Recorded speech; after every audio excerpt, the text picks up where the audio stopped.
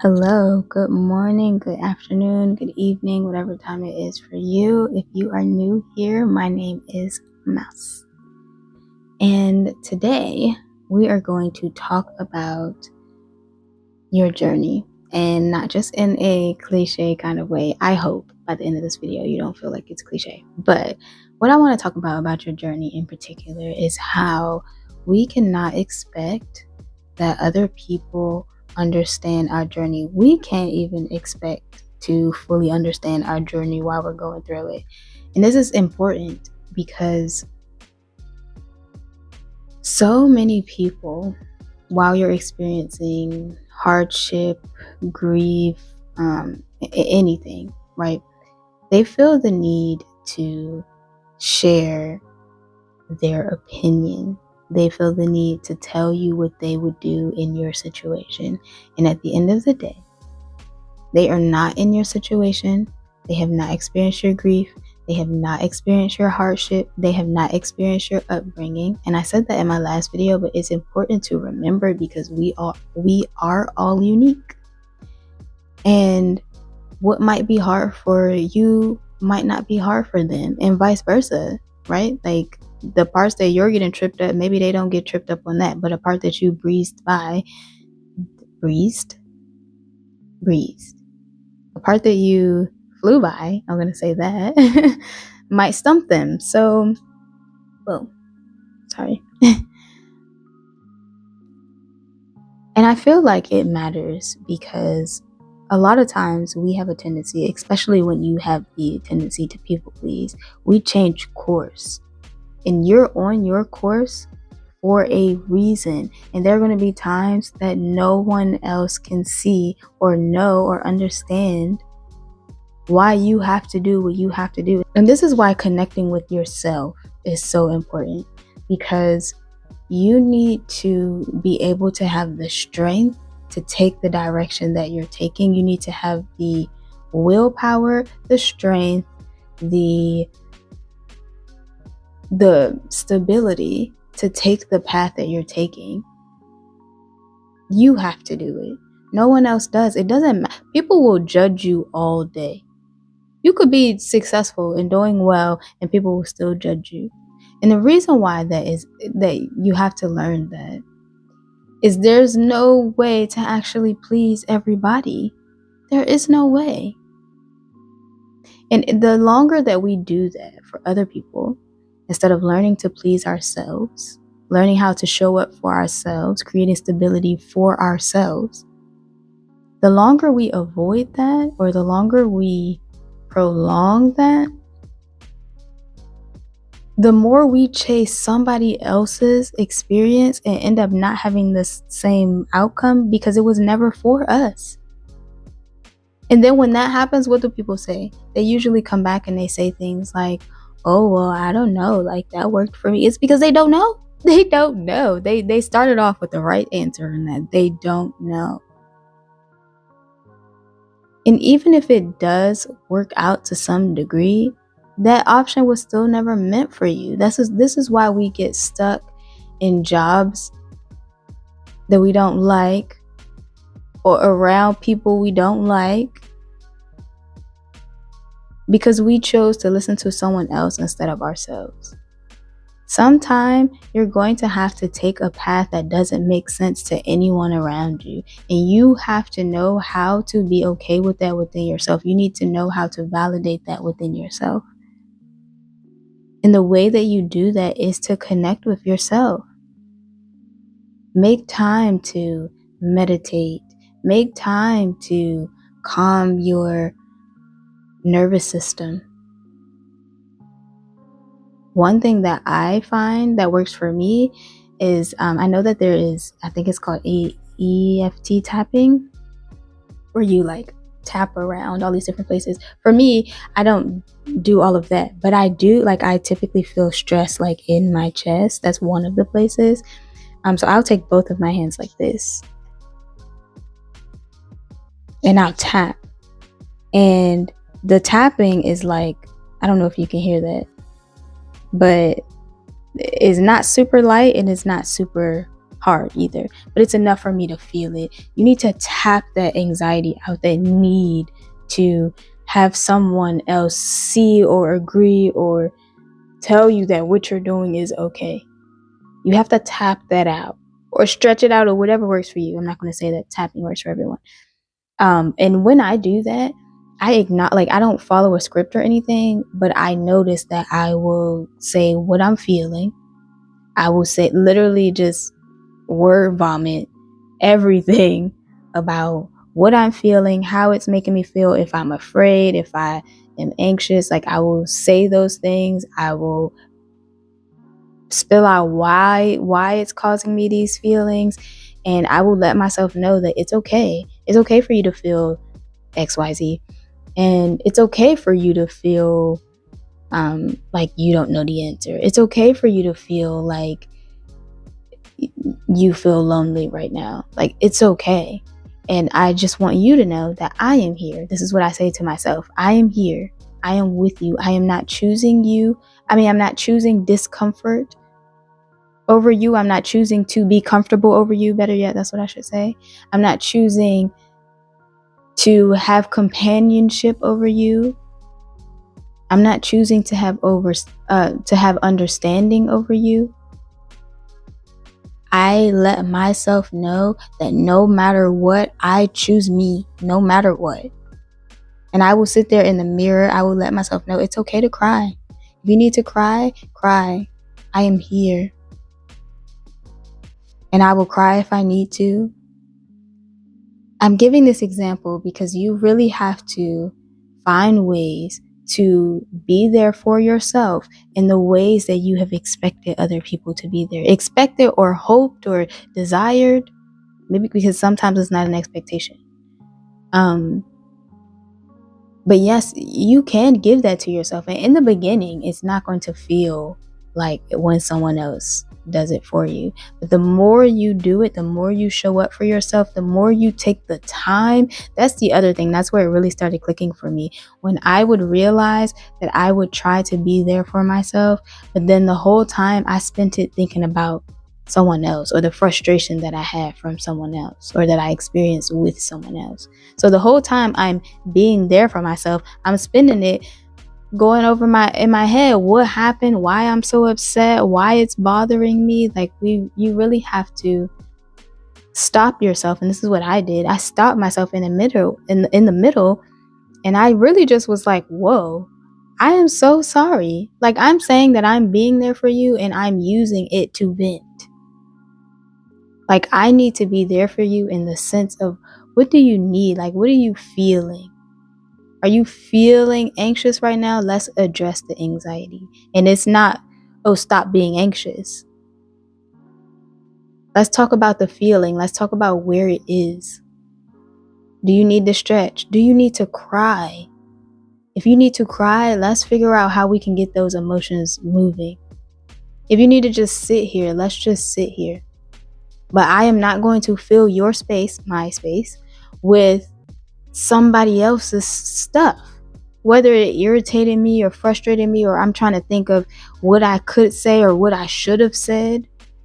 That's not allowing time for yourself. That's letting somebody else occupy your space. And because you're not actually talking to anyone, you're like, oh, I allow myself to feel. No. You do need to allow yourself to feel, and sometimes you do need to vent. But sometimes that happens instead of you holding space for yourself, and that's the problem. You need to actually create that space where you can check in with yourself, be there for yourself. Think about a friend. If a friend came over and it was like, oh, you're having a tough time, and a friend came over and they spent the whole time talking about how they were mad about something that happened in their life, that would not be okay. So you have to think about it in that terms. Like, I'm trying to make space for myself, and I'm trying to be there for myself and connect with myself because something is happening. If a friend did this to me right now, would it be okay?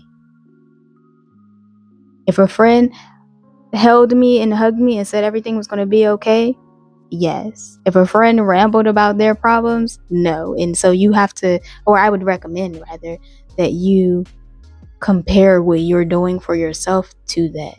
And that's how you build that connection within yourself. And as you continue doing that, like, your decisions become solid. Like, you don't need the validation of anyone else. You don't need anyone. Like, everyone else can say you're not doing enough, and you will know I'm doing everything that I possibly can. And it doesn't matter if no one else sees it. I'm sorry. I feel like I'm kind of yelling. It's just I kind of get in a flow state and I'm like, I got to say everything. But I think your inner self is calling for that. I think that's why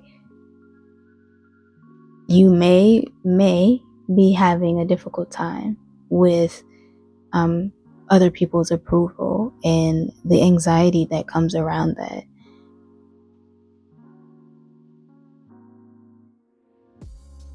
Because your feeling, your validation, your beliefs, those are valuable, important to you.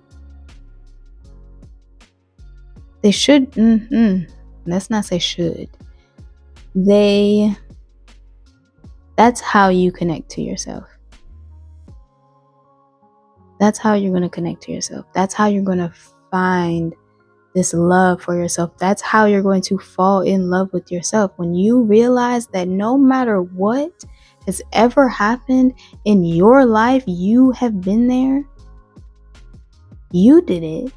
You showed up every time. Every time someone told you you were someone that you aren't. Every time someone hurt you. Every time grief happened. Every time sadness happened. Like, you were there. You showed up for you. And you never left. You stayed there with yourself through every part of you. Any state that you have ever been in, you were there. You have shown yourself the ultimate love already. You chose you every time. And I don't mean like, oh, you chose you over someone else. I mean, you chose not to leave you. That in itself is so much love. So much love. I used to think, when I am dating whoever I'm going to be with, I want her to love me so much that she decides that she wants to make me an art studio, whether it's like she purchases space somewhere for me, or she creates that space within her space, or something like that. Like, I feel like that would be just such a loving thing to do, to find time and energy to create that type of space for me. And I sat there and I was thinking about it, like with all of this self-love and things that I have been building within myself, and I just been so grateful for this growth. But one day that popped up into my head, and I was just like, wow, I did that. I did that for myself. I moved and I got a 2-bedroom apartment and created that room to be an art studio. And my studio was beautiful. Like, I did that for me. I showed myself the ultimate love. And in a lot of ways, we do that.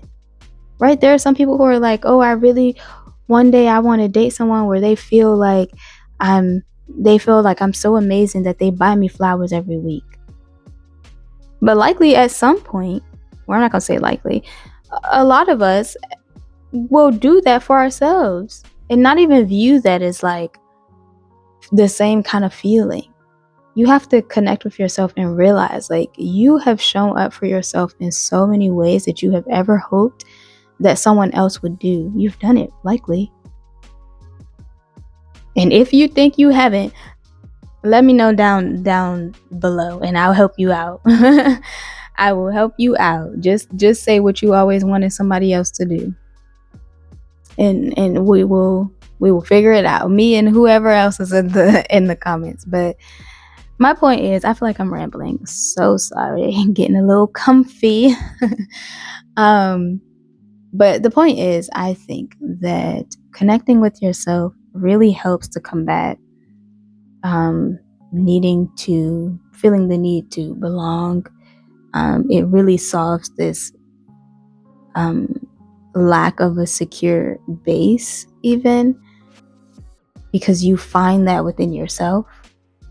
You learn that you don't really need anyone else to see you, to validate you, to understand you, to agree with your decisions. Let people judge. Let people say what they want. Let them whisper and say, oh, she XYZ. Let them say that. Let them say that. Because like what happens after that? Nothing happens after that. They just feel how they feel, and you just gotta continue doing what you're doing and let the path open up what it's going to open up for you, and be happy in that. And they can still say whatever they want to say. It means nothing. Yeah, I don't know. I'm finding it. I'm trying to make the ultimate connection. Give me a moment, please. I think I got it. What I'm trying to say is, if you wait for someone else to see your journey, to see your path and where it goes, before you even carve out the path and get where you're going, you will never make the steps to go that way in the first place. You're going to be hoping and praying and asking, or putting yourself in a position to take a path that was never even built for you. You're supposed to be making your own path. You're supposed to be making your own path, carving it out with each mistake, each smile, each happiness, all of it. You're supposed to be doing that. But you're letting somebody else to say, oh, no, don't, not that one. Don't move that rock. Don't scoop that. Don't go that way. Like, drop them. Like, just, I don't literally mean drop them, but like, kind of block them out for a minute. Because you got places to go. You got things to do. And your future self is waiting. This person or people, they're going to have you in a whole different direction. And before you know it, you're going to turn around and be like, wow, dang, she further than when I was back there. Like, what? I was trying to get to her, who I was trying to be. Not even trying to be, because honestly, you are her, but you just have to close the distance, Close the distance. I'm sorry if this turned into a ramble. I'm working on it. I hope that, I don't know, you were able to take away something, and that it's useful and helpful. I thank you for being here. Feel free to leave a comment if you feel so inclined to do so. Subscribe if you want to stick around, like this video, and I will see you on my next one. But while you're here,